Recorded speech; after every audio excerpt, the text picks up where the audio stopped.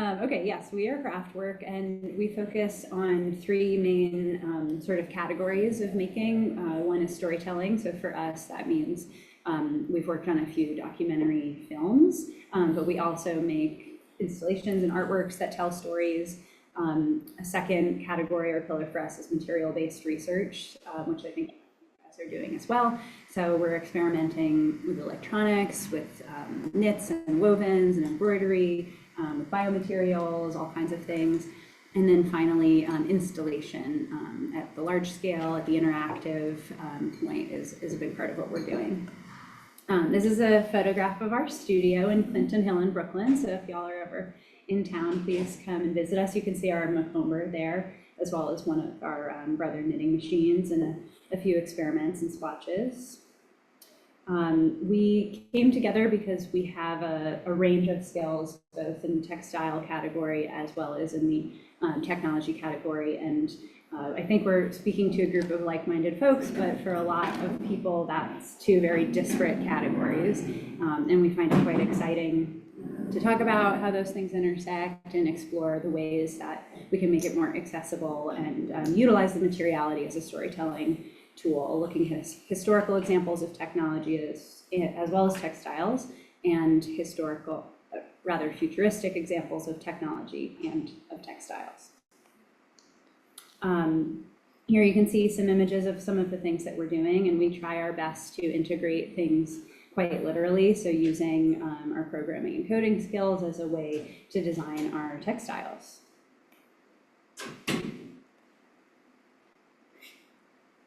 So we, as Victoria mentioned, work across three pillars, being storytelling, installations, and research.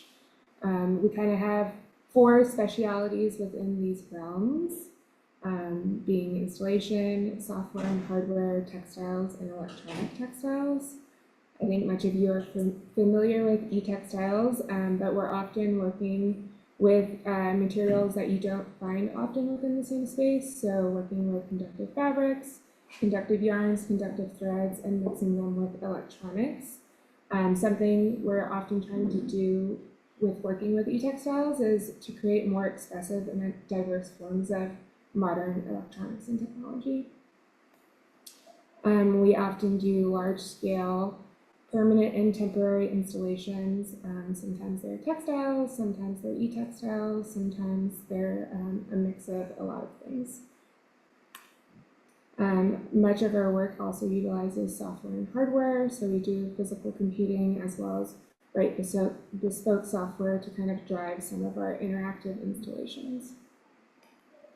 And then we also do a lot of textile fabrication and textile design across a variety of different textile mediums.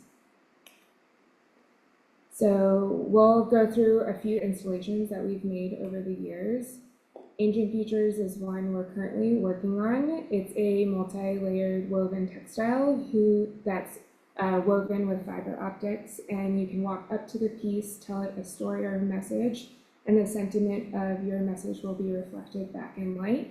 And it's kind of a nod to how textiles have always held stories across time and space. So here are a few images. We made a conscious decision for this project that we would showcase prototypes before we kind of had a final piece because we're such like process-based makers. This is a bunch of swatches and a large-scale prototype that we made at Culture Hub in New York City. And we had an open studio where people could walk around the room, see the swatches, and then also interact with the larger piece. We're currently doing New Ink. Do you all know what New Ink is? It's an incubator program for artists, creatives, and studios at the New Museum. And they'll have a final showcase, and we'll be showing a larger scale final version of this project in June if you're in New York City.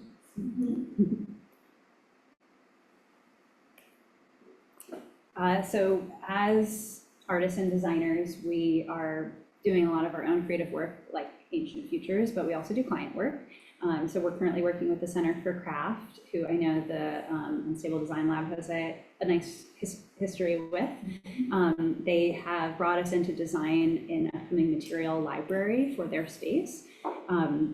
And so the work that we're doing for them is industrial design. So we're collaborating with industrial designers to make furniture in which those materials will live. We're doing curatorial research for them, so curating a group of approximately 100 materials that hopefully represent the future of craft, not only your classic materials, wool, glass, metal, etc., but a lot of meta materials, novel materials. And then we're also creating a digital interactive experience in the space so that visitors, both online and in person, can engage in a creative way with the materials. So here is a rendering. We're still in the midst of that project, and it will be installed in late summer if you're in Asheville. This is the space if you've ever been there before. So again, our rendering, and it's been an exciting experience for us as textile technology people to create something in collaboration with industrial designers. And I would say for us, collaboration is a big part of what we want to do and have already been doing, working with other people who have other skills as a way to kind of, two brains are more, 1 + 1 = more than 2 is the expression I was looking for. So Computer 1.0 is another large-scale installation that we've worked on. It's a large-scale textile that's woven with tubing, and we pump water through it with air. It's kind of an exploration of what a screen can be, but woven. Can you talk a little bit more about it? Yeah, the liquid in the air that moves through it is intentional, but it gets complicated by things like gravity and compression. So air will compress and contract, and liquid won't, so everything kind of moves through. The patterns are designed based on classic weaving drafts, which we love, but then it gets sort of complicated through the process of weaving. And something we're excited about, both with Ancient Futures and Computer 1.0, is thinking about, I think this is on the timer, alternative screens using textiles. So we kind of see these as alternative ways to express data and things of that nature. Okay. They really wanted us to show you this. Yeah. Weaving quasi-crystals. This was woven on a TC2. So any of you who's used the one in the back there would recognize perhaps the materiality. This is designed in collaboration with a mathematician who's researching geometric tessellations. So taking his designs and translating them into weaving, aka something that's been made on a device and making it three-dimensional. I think we have like a 4 or 5 color way draft pattern here. So it was also thinking about dimension and multi-layer cloth and color theory, even what it meant to blend different wefts. There's the TC2 at Praxis where we wove this piece. And some more, so a screenshot. So we also, with our installations, are doing storytelling, and then we're also doing more traditional storytelling through documentary filmmaking. So in the fall, we did 14 days of filming a documentary called The Domestic Machine, which is about domestic knitting machines. Has everyone seen one? They're look like keyboards, and they were meant to be in the home, kind of like a domestic sewing machine. They kind of had a heyday in the 80s and 90s, and then went out of production mostly in the 2000s. But if you go online and you try to learn how to use them, you'll find these lo-fi videos that many boomer women have uploaded to YouTube. So when Victoria and I were learning how to use it, we were like, who are these women? Why are they uploading them? They have a wealth of knowledge.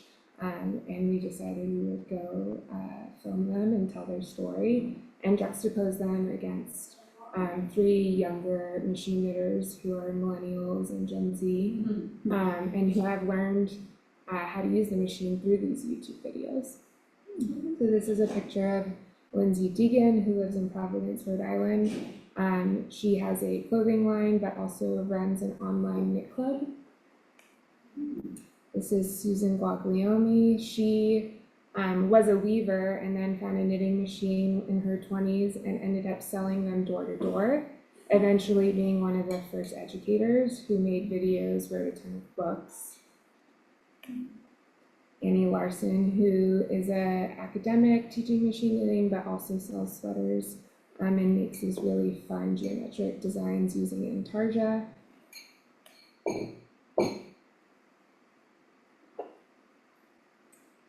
So some of the things that we're doing in the studio now would fall into the bucket of research and development. We're certainly makers and love to think through our hands and experimenting. Excited to see what is possible with some of these experiments.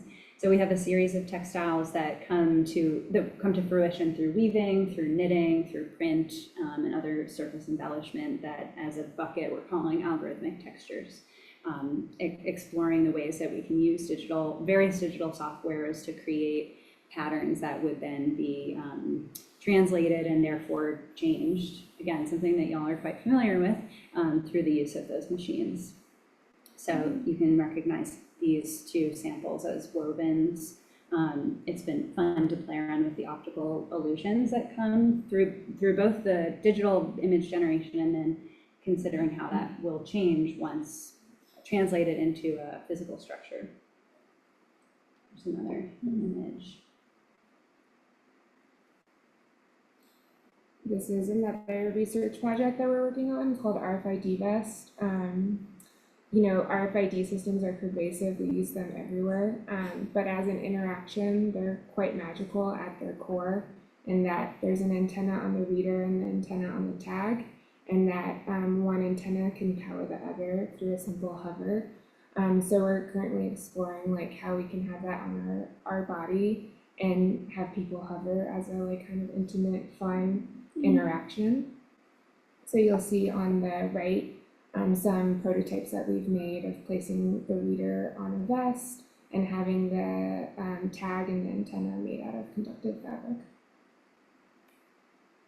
And here are some swatches we've made over the years. The more geometric shapes are exploration of different types of antennas.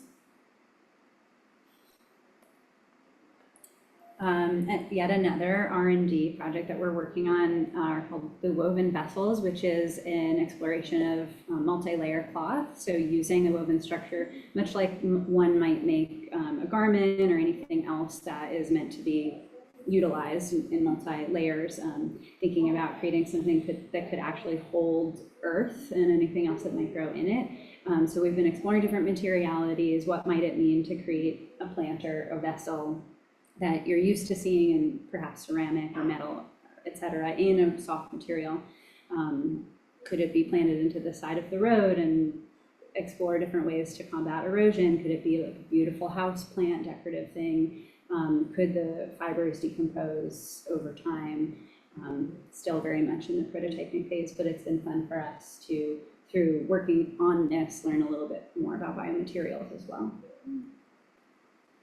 Here's some images of experiments that were made on a jacquard, and did some spinning with seeds, so just to see how the cloth itself and the different density of the woven material may or may not allow growth to happen. As a studio, we have a few external projects. This is called Blink Blink Creative Circuit Kits. We used, in a previous life, made these kits where we were exploring how to make educational engineering kits using craft materials. We ended up selling in a few toy stores, doing a Kickstarter. Electronic Textile Camp, which is something that we co-organized with Sasha DeKonik, who's an alumni of the program here. So it's something that y'all have probably heard about, and will be happening again in September of this year. It's, depending on the year, between 7 and 10 days, where folks that are interested in where textiles and electronics merge come together. And so it's a really fun week. There's some images of that. It takes place in Michigan at the moment. We're hosted by a residency called Prairie Ronde, and they have this massive paper mill that's currently unused, and they're slowly restoring it. So they let us use it as kind of like an exhibition space, as a lab space. It's a bit unconventional, but we found that it inspires weird and wacky projects.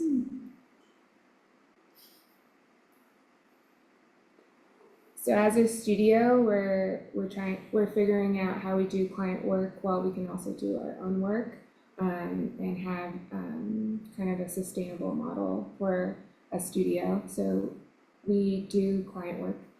This is a project we did for an agency called Tool for North America. It was kind of a gimmicky project where Patreon is a platform where it's one that doesn't use an algorithm to push you content. So they wanted to make a wearable that every time you got a notification, it shocked you. So they hired our studio to do kind of the hardware prototyping for all of that. So we kind of did a research phase for them, and this is what the wearable would have looked like as like a sticker. When Wheels is another client project where the studio that was designing this, it was eventually installed as a public art commission in Troy, New York, which is like 3 hours north of New York City. These objects move in the wind, and they're inspired by the mills that are defining of that particular city. So they brought us in to help them with the electronics and the prototyping.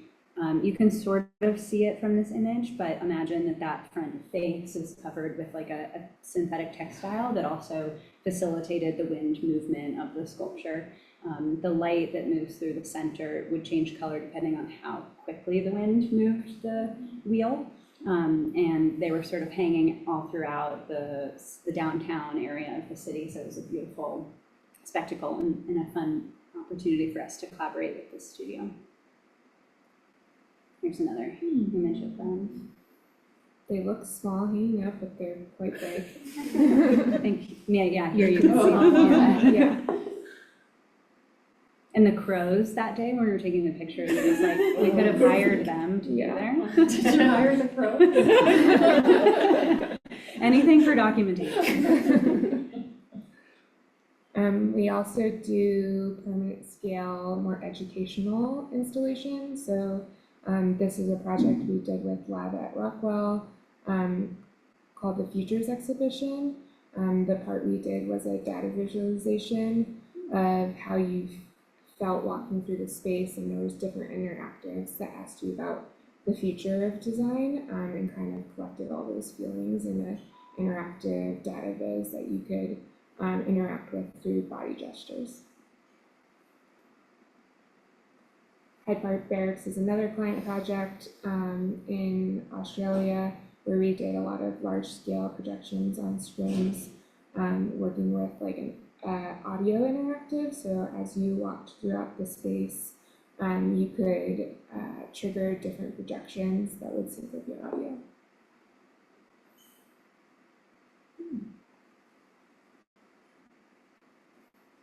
So we formed our studio in 2022, both having had about 10, 12 years of professional experience separate from that.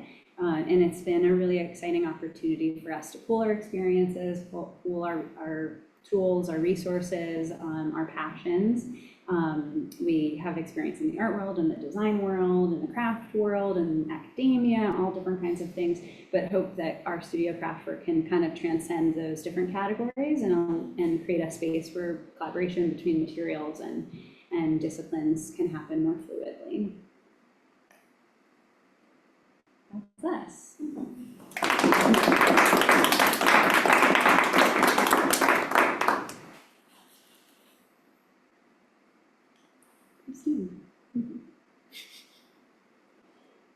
Questions? So you did all this in 2 years? We've also been collaborating since 2019.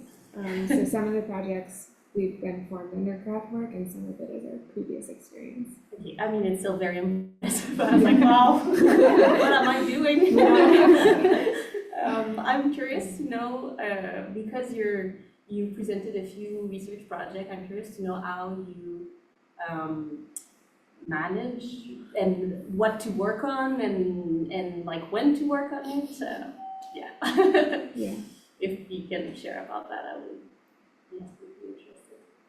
Yeah, that's a great question. I think it's also something we're asking ourselves all the time. Yeah. Like, we're super curious, and sometimes you go in the studio and you're like, how do I use the knitting machine? I can't help myself. And you just experiment and see what happens. But most of the time you have a client project that you have to focus on or a deadline of some kind. So we try to be smart about balancing that and giving ourselves, like we call it the wacky idea time, where we can just experiment and be free. And I suppose the dream would be that a client or a commission allows us the budget and the time to bring that R&D stuff to the table and scale it up. We're doing a lot of rejiggering constantly also to figure out how we like focus on one thing at a time. I think it's always a work in progress. Yeah. How do you find your clients? It's also something we're figuring out. Yeah. I think we both are freelancers previous to Craftwork, so we have a roster of a network that we're trying to tap into, and then meeting new people. Yeah. Yeah, we have different backgrounds with a lot of shared experiences. So the art world and the design world being two very different pools. It's also been so curious to like share projects with those different folks and get really different feedback sometimes, or different needs or different expectations. So we're kind of in this phase where we really want to grow the studio and just put it all out there, see what comes back. Can we go back to the winged whale? I don't know if I'm still sharing actually on Zoom.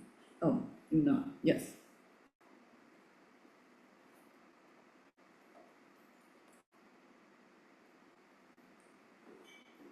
How many did you make? I think there were 12 altogether. Yeah.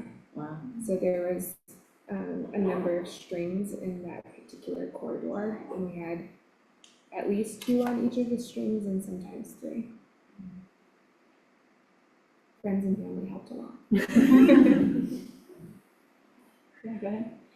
Yeah, I wanted to know for the projects that you presented, it's like the 2 of you working on them all, or do you it's like hire other people to help with the making, or other people to help with different parts of the project? Yeah, a big thing for us is we like to collaborate, and I think in the art world sometimes there's like this mysticism that the artist has it all, and we very much know that that's not true, and we work with a lot of people. So for example, Ancient Futures right now, we're working with an industrial design studio called Oddly Good, who's helping us figure out like how we hang a large scale version of this, how we hook up the fiber optics to an LED strip, and working on an enclosure design. So we often have collaborators. And a lot of the projects that we've shown, like we are the collaborator. So an existing team may bring us in to collaborate on what they're working on. Yeah. Thank you for this beautiful presentation. I was wondering if you could speak a little bit about documentation and how that is a part of your process, because these photos are gorgeous, and I think that must be very intentional on your part for like taking pictures of this, capturing your work. Thank you for that. We do spend a lot of time with that and want to make it a regular part. I tell my students, like, document. I didn't document anything in grad school. I don't know, maybe because I didn't have an iPhone at the time. It was just like a different, now we all have cameras on us, but it's so important. And this is a relatively new deck for us too, so we're very happy that you like it. We're still figuring out like the order of things and presentation. We have a documentation station, which I'm very much proud of, in the studio, a top down. And I think also going back, like a lot of these are on our iPhone, but taking that extra like hour to edit the colors. I'm really just fascinated in the model. I don't know, maybe it's like, I'm thinking of our degree program is in creative technology design, and then there's also this pervasive question that students are like, well, what job do I get? Mm-hmm. And I think the more I see people from like Autodesk, or people who are crossing this like art tech divide, are starting their own studios or design, and I'm just curious like how you see this model, how it functions, what other kind of supports would be helpful, but it seems like an interesting third space between academia and industry. Yeah. Yeah, I'm just like really fascinated in like, how hard is it? And we tell students, like, is there a model that you can follow to set this kind of thing up? How do they do this? Yeah. That's actually something that the New Incubator has helped us a lot with thinking about. Yeah. As part of that program, you get a dedicated mentor, and some artists are there, creatives there, and studios, so not everyone has a very business focus. We particularly went in where like we want to think about our business model. So our mentor is someone who's very interested in the arts, but whose background is in business and has run like a number of startups and businesses across a range of topics. So they've been particularly helpful in helping us to like focus on figuring out what our model is. I think in terms of like exactly the formula, we're like totally still figuring it out. I think a lot of things have been interesting though, in terms of like doing your own work and then seeing what comes off of that. So for example, the documentary about machine knitting, that's a film, it's about storytelling, it's about machine knitting. So you might think someone might come to us to make another film, but actually a university reached out to us to help them apply to an NSF grant about machine knitting. So kind of like following the different branches that come off of these projects has been something that's been really interesting. Yeah, we also find that, again, we're with like-minded folks, but this idea where that textiles and technology blend is something that surprises a lot of people. And we're still working out how do we talk about it in a way that makes sense. So we've had a few Zoom meetings with potential clients or potential collaborators, and they're like, I think I get it. And then they come to the studio and they like touch the materials and they understand more what that means, which is both like fun and the mystery of that is exciting, but we're still figuring out how do we get more clear from the jump. From like a business point of view would be nice to figure that out. However, maybe the mystery is something that's worth embracing. We're still sorting that out. Yeah.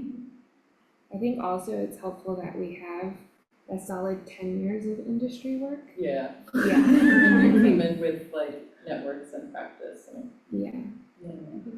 But it operates in this interesting space. Like on some levels, I'm like, oh, it's kind of like art fabrication. But then on other levels, it's much more like, I don't know, it's cool how it shape shifts into these different places. Yeah. And it almost feels like if you could make a career out of residencies. And like, I'm trying. if that like, I don't know, that freedom, but having that some financial, so I don't know, it just is a really inspiring model. Thank you for sharing. It's so nice to hear. Yeah, I think we've spent, as friends and collaborators for many years, a lot of time commiserating on how it can be so challenging to pretend like you work alone. Like as an artist, you have to have your name on the wall, and you know, this, like Nicole mentioned before, there's this myth that artists are just struck with a vision and they create something and that's all. And in fact, we all collaborate all the time, whether it's with the book that we're reading that brings us knowledge and inspiration, or with literally other humans. So we're trying to really like embrace that and just be a little more honest about the creative process in hopes that it will inspire people to come and work with us. We try to be transparent about our technologies and our materials and take this open source ethos to kind of in hopes that those are the sorts of people we will attract. I think also something we're learning is if you present as artists, you get treated a certain way, and you present as designers, you get treated another way, when actually like the skill to build the thing is the same. So we're trying to blend that a bit too. Like we can do art and we can do design. Yeah. Well, I love the liquid, how we call that project? Computer on right now. It's back here. This one. Yeah, it's beautiful. How did you even come up with that? I think it's like, again, that prototyping process. So it's like, we've already got some warp on the loom, and here's like a random tube from some other thing. Let's weave it in. Like I think the very first prototype had like some juice in in a bottle in the studio and just like sucked it through like a long straw. It's like, oh, that looks cool. And then a few years later, we've got like a pneumatic pump system with a pressure vessel and, you know, valves and stuff. But it all started with just like, let's see what happens mentality. Yeah. You have a question? If you don't mind sharing, what are your goals for the business for the next 5 years? Fun. We have a business doc where we're like trying to stay on top of that question, isn't there? Yeah. We're trying to, our goal would be to do 50-50, 50% client work to make the other work sustainable. And that's what we're trying to move towards. Yeah, it would be nice to be able to make cool projects that tell important stories and that the public can access. So you mentioned that on the that's the question. So you were talking about material research across multiple projects. I was wondering if you could break it down, like what is material research for you, and like how, what are these different parts that you incorporate? I think we're a little obsessed with making swatches. So much of our research project is getting excited about a material and then making like 25 swatches to see what we can do with it. And we have like a small material swatch library that we're starting to grow, where we're kind of exploring different things. I think Engine Features is a great example of we're exploring from a material standpoint how we weave the fiber optics and then how we integrate the electronics into the woven piece. Yeah, and I think it's sometimes it's material research, but other times it's material-based research. And I guess it's a really subtle distinction, but using the material like one might use a research essay as a way to learn. So like having that tangible hands-on experience of learning. You could read about the bias as a form of, the portion of fabric that stretches, or you stretch a piece of knit material and understand it for yourself. And I think as like hands-on folks, we prefer that second thing, try to learn from it. I was wondering if you have any reflections or strategies for dismantling the art and design thing that was mentioned earlier, just because they do feed and they do work together. Yeah. So, I don't know, dismantling. How does one maybe do that? Yeah. I think it's the solidarity. Maybe that's a little cheesy, but I think we're trying to talk a lot about what we're doing in hopes that other people will talk about it too, and stop like feeding into this myth that art and design are as different as we see them, or that artists and designers are as different. That you, as a weaver, are a coder, and that's just like true. It's just it's a different version. So if we all continue to talk about it, I suppose, and join one another, and not let these institutions pay us less than fair wage and that sort of thing. I know that that's a bit like naive in a certain way, but maybe a starting point. Just making sure that we can connect with each other and create networks. And the electronic textile camp has been a fun place for us to like constantly grow that community of folks interested in these materials. But then once we're all together, we talk about like how can we make our fields a better place to work in. I think also just being comfortable with saying we're artists and we're designers, and then also like our installation doesn't have to just live in galleries. It can live in places where you don't see art or design. Yeah. It seems like you have a lot of different projects, which I assume means you've gone through the design process a lot. What are some things that you've learned, especially when you get stuck or you find yourself with a problem? Like you wanted to get to here and suddenly realize maybe you can't get to there as easy as you thought. Yeah, I think that's a great question, and perhaps like another thing that collaboration can lubricate. Like if I'm stuck, I'm like, Nicole, I can't do this anymore, and then she can come in and sort of like offer either fresh eyes or literally take over physically, because sometimes you do need a little bit of space from something. I'd also say that as people, we're both very wabi-sabi oriented, so letting the process be the guide, and you likely are going to end up somewhere different from where you set out, and just kind of being okay with that. So it's hard when you get stuck and you're trying to work on something that you love, but. Yeah. I think working with materials that often aren't found in the same space, like we do a lot of making and prototyping to get there as opposed to like having a final rendering. I think when we work with new collaborators, that can be kind of a stumbling block that we work through, that we don't know exactly where we're going, but just like trust that we're working through it through our process of making. Another question is, who are the people you are looking to for inspiration? Who are your favorite artists right now? Whose work is really exciting? That's a great My question. go-to question. What books are you reading? Yeah. We talk a lot about historical references. Like we've both recently read the Warren book, has anyone read? Oh, yeah. It came out a couple years ago, and she goes, I haven't read it. oh, it's totally worth reading. I mean, there's so many books worth reading, but I liked about her writing style that even though it has so much historical and technical content, it reads like a novel. And she's a traveler, and she talks about like feeling surprised upon learning something that she had never heard of, or even having personal experiences with different fabricators or farmers. Or she talks about a variety of different fibers and travels to learn about them around the world. There's a documentary filmmaker who I love named Sam Green. You saw one of their pieces. They do in-person documentary experiences that are wonderful. They have one that they did recently called 32 Sounds.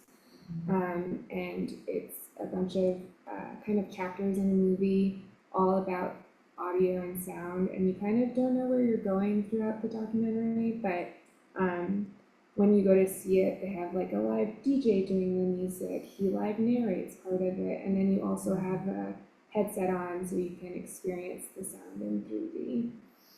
I think looking at people who are working in like traditional mediums but doing more experimental things is something I try to find. I think at the beginning of your presentation, you mentioned using AR, VR in your work. Is that something that you integrate with your reading practice, and if so, how does that happen? We haven't integrated it with weaving quite yet, but it's just a project away. It would be really fun to learn how to do that in a fashion that we were excited by. I think we've done more of our AR, VR prototyping on the client side. Okay. Yeah. Another reason why being a studio that has client work and personal projects can be beneficial, because you get paid to learn the thing on one project, and then in theory you've now got a new skill in your toolbox to bring back into the internal projects. Yeah. So some of your background, you mentioned you were an assistant professor at New York University and also at your school in Parsons. I was wondering, before getting into like studio that you are right now, what was your experience? What was your experience as being an assistant professor? Like, what was lacking, for instance, or what happened in that space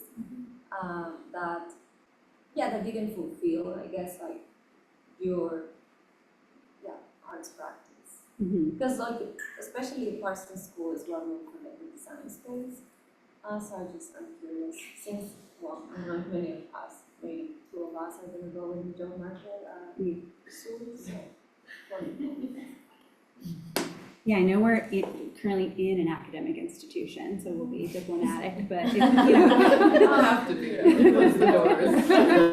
It has its challenges, and it's like lovely. I love being in the classroom, and I think being a teacher is like kind of a secret way to just be a student forever, because you're constantly learning from your students, and you get to maybe read something for a second time, but you still get to be learning and reading, and students are so smart and excited. And I think especially folks who go to art and design school, they really want to be there. So they try hard and they're creative, and so that aspect is fulfilling.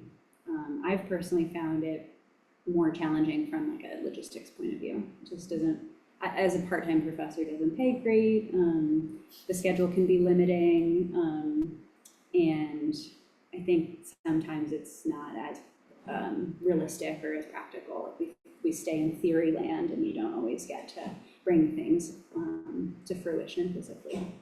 And as an adjunct, at least at the universities where we have both been part-time in New York, you're really like in and out for your class, and we don't have access to labs like Unstable Design Lab or anything like that. So you go to your classroom, meet with your students, and then you're out. So it's not as like generative in that way. And then I think we want to make sure we're bringing education into our work as educators, but through other mediums. So creating something like Ancient Futures that one can learn about the history of textiles and the ways they've held messages through an interactive installation is still a way, I think, for us to scratch that itch as educators and storytellers. I guess it's different, a little bit different with like a research institution, right? Yeah. Yeah. I think so. There's pros and cons to everything. Yeah. And you got to find your sweet spot. Yeah. And life has many chapters, so Yeah, no, that's for sure. yeah. If any of you is ever in New York City, feel free to come to Brooklyn and see our studio. And we'll be at the conference on Thursday. I think some of you will be there. Mhm. Yeah.